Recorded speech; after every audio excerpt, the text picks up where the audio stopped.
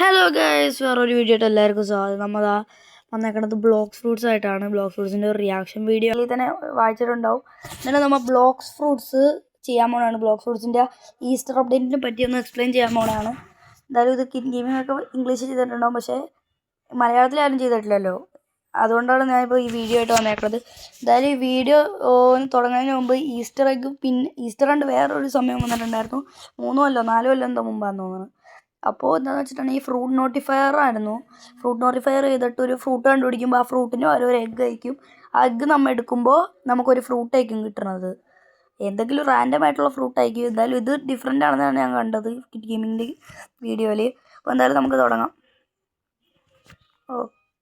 Easter's right around the corner. We got a nice little event planned for you guys. Bloxers now has his very own egg hunt with a bunch of different rewards to earn. There are 24 different eggs hidden across all islands and all. Okay, അപ്പോൾ അവർ പറയണതെന്ന് വെച്ചിട്ടുണ്ടെങ്കിൽ all 3 സീസിലുമായിട്ട് 24 eggs ഉണ്ടാവുന്നതാണ്. എല്ലാ സീലും 24 അല്ല, സാധ്യത ഉണ്ടാവില്ല. വേറെ 3 സീലുമായിട്ട് divide ചെയ്ത് വെച്ചേക്കണായിരിക്കും 24 eggs. അതാണെന്നാണ് എനിക്ക് തോന്നണത്. All 3 seeds. Some are definitely going to be harder to find than others, but they give you better rewards. Let me break it down. First, you get the easy eggs. You can expect to find these easy eggs more often, but they don't give you as much currency.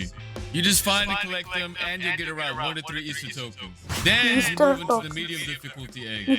Easter tokens എന്തിനാണ്? Easter token എന്തിനാന്ന് വെച്ചിട്ടുണ്ടെങ്കിൽ ഒരു നമ്മൾ Valentine's മാതിരിയാണ്. നിങ്ങൾ ചിലവർക്ക് മനസ്സിലായിട്ടുണ്ടോ, മനസ്സിലാത്തവർക്ക് പറയാനാണ്. Valentine's ഇവൻറ്റിലുണ്ടായിരുന്നല്ലോ, ഈ കുറേ എന്തോ ഒരു ക്വസ്റ്റ് തരും. അതാണെന്ന് തോന്നുന്നത്. ഞാൻ വാലന്റൈൻസ് കളിച്ചിട്ടുണ്ടായിരുന്നില്ല ബ്ലോക്സ് ഫ്രൂട്ട്സ്.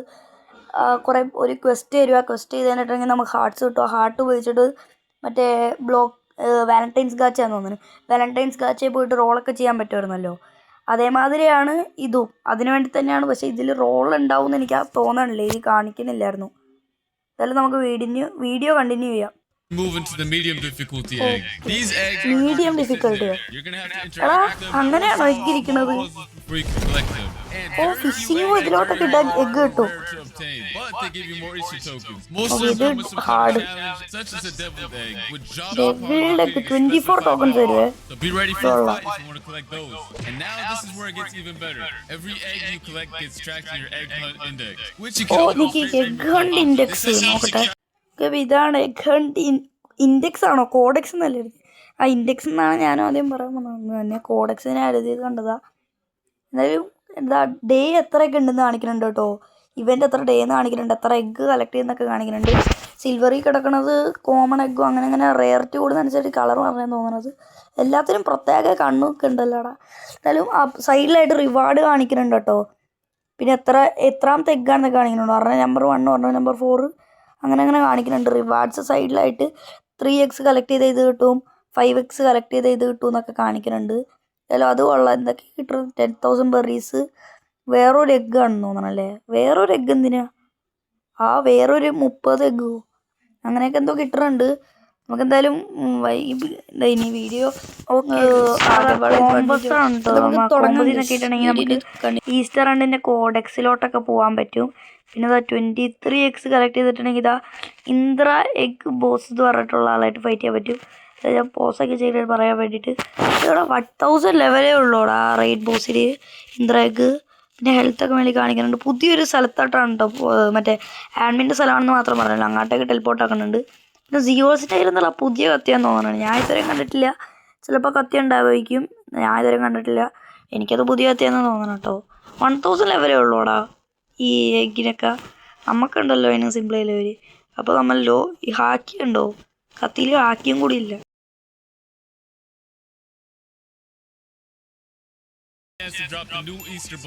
ഓ, ഈസ്റ്റർ ബണ്ണി കേപ്പ് എന്നൊക്കെ പറഞ്ഞിട്ടുണ്ട്.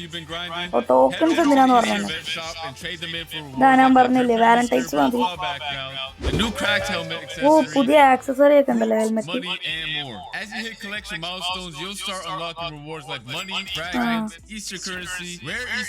ഓ,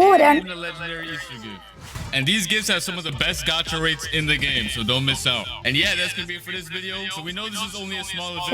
We'll work on the bigger content for y'all. എന്തായാലും നിങ്ങൾ അങ്ങനെ വീഡിയോ നിർത്തുന്നതായിരിക്കും വിചാരിച്ചിട്ടുണ്ടാവും, പക്ഷെ അങ്ങനെയല്ല, ഇനിയുണ്ട്. വെയിറ്റ് ചെയ്യും. ഓക്കെ, അപ്പോൾ ഇതെന്തോ ഉണ്ട്. C1 ആണ്. ഇതെന്താന്ന് വെച്ചിട്ടുണ്ടെങ്കിൽ കുറച്ച് കൊല്ലം മുമ്പ് ഒരു എന്തായിരുന്നു ഒരു റീവർക്ക് ഇതിന് വരുമെന്ന് പറഞ്ഞായിരുന്നു. മിഡിൽ ടൗൺ കഫേ അങ്ങനത്തെ ഒക്കെ ഒരു റീവർക്ക് വരുമെന്ന് പറഞ്ഞായിരുന്നു. അതാണ് ഇത്. അതാണ് ഇവർ ഉദ്ദേശിക്കണം ഇതുമാതിരി കാണിക്കണത്. എനിക്ക് ഫുള്ളായിട്ട് ഉറപ്പില്ല എപ്പോഴാണ് വന്നാന്നൊന്നും. എന്നാലും ഈസ്റ്റർ ഹണ്ട് വന്നത്, ഈസ്റ്ററിൻ്റെ അപ്ഡേറ്റ് വരുന്നത് നാളെയാണ്. അതൊക്കെ എനിക്കറിയാം. എന്തായാലും അടുത്ത വീഡിയോ ആയിട്ട് തന്നെ ആയിരിക്കും. അതുവരെ ബൈ.